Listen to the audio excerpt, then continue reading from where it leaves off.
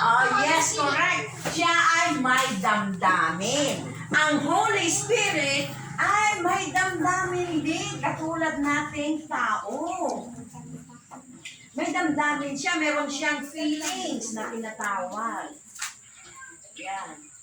Ang Holy Spirit, kasi siya ay third person, so ibig sabihin, kung siya ay person, meron siyang pakiramdam, meron siyang feelings, meron siyang damdamin.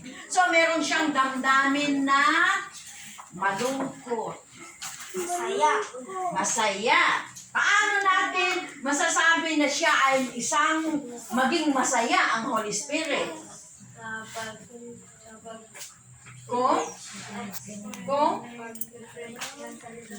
Kung ikaw ay okay, magbabahagi ng salita ng Diyos. Kung ikaw